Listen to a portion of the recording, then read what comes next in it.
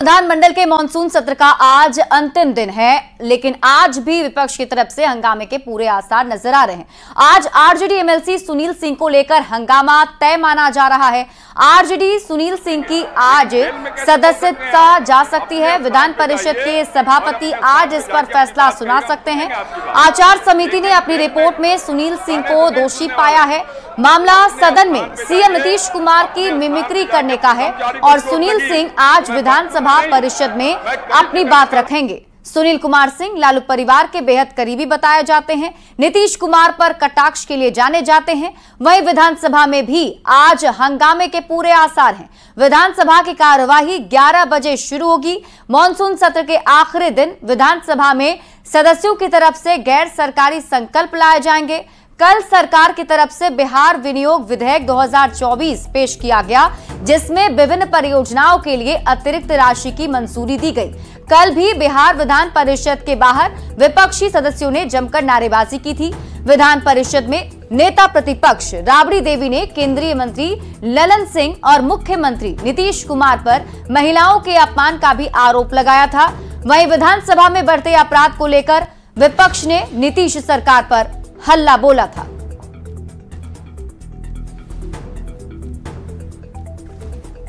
तो बिहार विधानसभा का आज मॉनसून सत्र का अंतिम दिन है और दोनों ही सदनों में माना यह जा रहा है कि विपक्ष की तरफ से हंगामा किया जाएगा।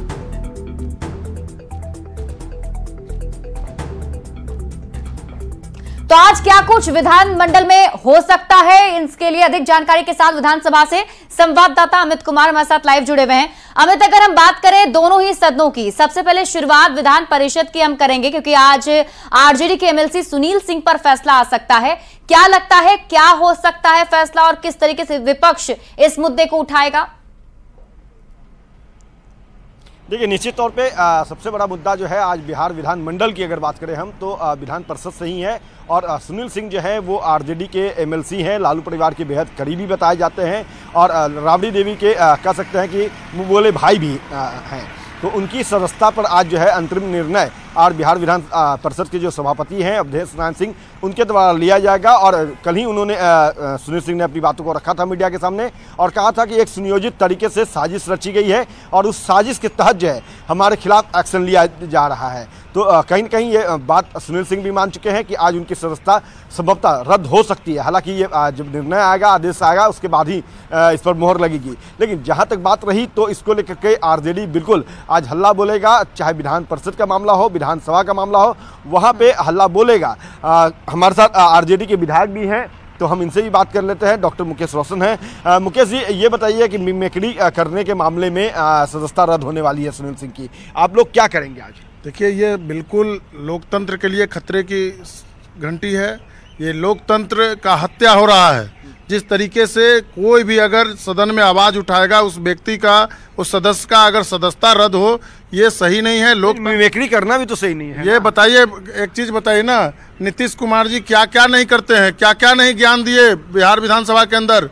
जिस तरीके से बिहार को शर्मसार होना पड़ा है, नीतीश कुमार जी क्या सेक्स एजुकेशन पर ज्ञान दे रहे थे? नहीं, चलिए इस तरह की बातें नहीं करते। लेकिन बड़ी बात है कि आज सदन का आखिरी दिन है, 4 दिनों का सत्र रहा, आप लोगों ने हंगामा किया, जनता से जुड़े मुद्दे आप लोगों ने नहीं रखे। यहाँ पे कहीं न कहीं समय जो है वो बर्बाद किया आप लोगों ने। देखिए, विपक्ष को तो बोलने का समय ही नहीं दिया जा रहा है माननीय अध्यक्ष महोदय के द्वारा।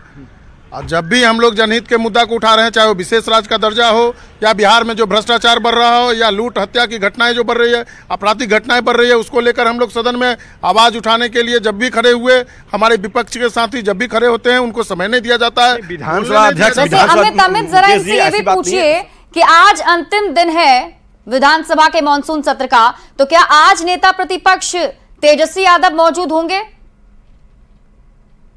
बिल्कुल।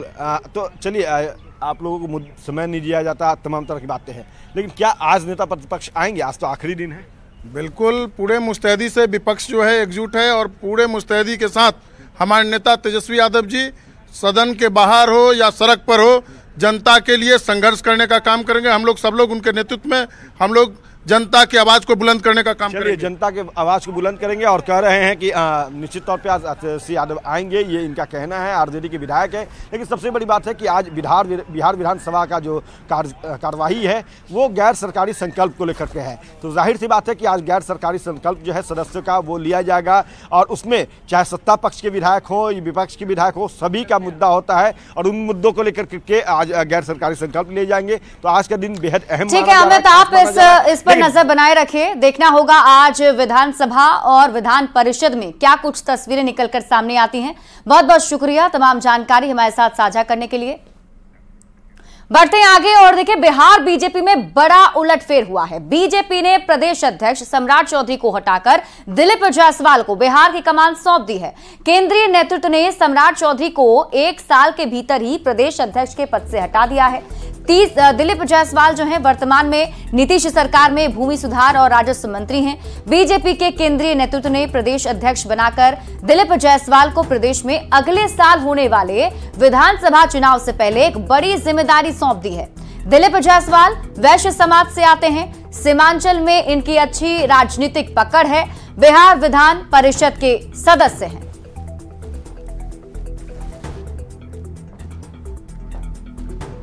दिलीप जायसवाल जिन्हें नई जिम्मेदारी दी गई है, अब आप उनको जानिए। भूमि सुधार और राजस्व मंत्री हैं दिलीप जायसवाल नीतीश सरकार में। फिलहाल वो भूमि सुधार और राजस्व का काम देखते हैं। बिहार विधान परिषद के सदस्य हैं और बताया जा रहा है कि 2009 से लगातार विधान परिषद के सदस्य वो बने हुए हैं। विधान परिषद में उप मुख्य सचेतक भी हैं और इसके साथ साथ सिक्किम बीजेपी के भी प्रभारी हैं। सीमांचल में बीजेपी के एक बड़े चेहरे के तौर पर दिलीप कुमार जायसवाल जाने जाते हैं और जहां पर बीजेपी का सबसे ज्यादा फोकस भी है। नॉर्थ ईस्ट पर भी इनकी काफी अच्छी पकड़ है। बीजेपी के कोषाध्यक्ष रह चुके हैं और किशनगंज के एमजीएम मेडिकल कॉलेज के निदेशक भी हैं। अगर हम इनकी बात करें तो खगड़िया में 2 मई 1963 को इनका जन्म हुआ था। इनके अगर हम एजुकेशन की बात करें तो इन्होंने एमएससी, एमबीए और पीएचडी के साथ ही एमफिल की डिग्री हासिल की है और अब उन्हें बड़ी जिम्मेदारी बीजेपी की तरफ से दी गई है क्योंकि अगले साल ही बिहार में विधानसभा के चुनाव हैं। अब दिलीप जायसवाल को अध्यक्ष बनाने के मायने को आप समझिए, क्योंकि कुछ भी उलटफेर जो किया जाता है उसके पीछे बहुत बड़ी रणनीति भी होती है। वैश्य समाज से आते हैं दिलीप जायसवाल। लोकसभा चुनाव में वैश्य समाज की उपेक्षा का आरोप बीजेपी पर लगा था और उसी को कहीं ना कहीं एक तरीके से मैनेज करने की कोशिश की गई है। बीजेपी ने जातीय समीकरण साधने की कोशिश की है क्योंकि बिहार में आपको पता है राजनीति में जाति का काफी महत्व है। बिहार में वैश्य वोट बैंक मजबूत होगा और इसके साथ ही दिलीप जायसवाल जो हैं वो सीमांचल से आते हैं और सीमांचल के कद्दावर नेता के तौर पर जाने जाते हैं और सीमांचल में ही बीजेपी के लिए काफी ज्यादा चुनौती रही है। सीमांचल बीजेपी के लिए चुनौतीपूर्ण क्षेत्र रहा है और सीमांचल में बीजेपी इससे मजबूत होगी, इसलिए ये कदम उठाया गया है। सीमांचल के साथ साथ नॉर्थ ईस्ट पर भी दिलीप कुमार जायसवाल की काफी अच्छी पकड़ है। सभी राजनीतिक दलों से बहुत अच्छे संबंध भी हैं उनके, तो ऐसे में जो एनडीए अलायंस है उनके जो अलग अलग घटक दल हैं उनसे भी बातचीत करने में हर चीज में कहीं ना कहीं एक जो है सुविधा होगी। दिलीप जायसवाल काफी साफ छवि के नेता हैं। दिलीप जायसवाल स्पष्टवादी हैं और लंबे समय से बीजेपी से जुड़े हुए हैं। अनुभव का लाभ भी बीजेपी को कहीं ना कहीं मिलेगा और विधानसभा चुनाव में बेहतर प्रदर्शन हो बीजेपी का, इसी सोच के साथ दिलीप जायसवाल को यह बड़ी जिम्मेदारी दी गई है। अब दिलीप जायसवाल की चुनौतियों को भी अब आप समझ लीजिए, क्योंकि ये बड़ी जिम्मेदारी है तो उनके सामने भी बड़ी चुनौती है। वैश्य वोट बैंक को मजबूत करना उनके लिए बड़ी चुनौती होगी और इसके साथ ही कुशवाहा वोटर का आरजेडी की तरफ रुझान है। कोयरी और कुशवाहा वोट को वापस लाना इनके लिए बड़ी चुनौती होगी। सीमांचल में बीजेपी काफी कमजोर रही है। सीमांचल में बीजेपी को मजबूत करना भी इनके लिए एक बड़ा टास्क होगा। अति पिछड़ों को बीजेपी से जोड़ना, सवर्ण वोटर को एकजुट रखना। लोकसभा चुनाव में बीजेपी को जो नुकसान हुए हैं उन सीटों की अगर हम बात करें, औरंगाबाद, सासाराम, बक्सर, आरा में जो बीजेपी की हार हुई है वहां पर भी एक तरीके से जातीय समीकरण साधना ये भी इनके लिए बड़ी चुनौती होगी कि आखिर हार की वजह क्या रही और कैसे बेहतर प्रदर्शन किया जाए। विधानसभा चुनाव में बेहतर प्रदर्शन की चुनौती भी दिलीप जायसवाल के सामने होगी, क्योंकि अगले साल बिहार में विधानसभा के चुनाव हैं, तो देखना होगा कैसे वो अपनी इस पूरी चुनौती से पार पाते हैं। बढ़ते हैं आगे और बात अगली खबर की। बीजेपी ने दिलीप जायसवाल को पार्टी का प्रदेश अध्यक्ष बनाकर न सिर्फ एक साथ कई सियासी समीकरणों को साधने की कोशिश की है, बल्कि चुनाव से पहले रणनीतिक तौर पर भी एक बढ़त बना ली है। आप ये रिपोर्ट देखिए।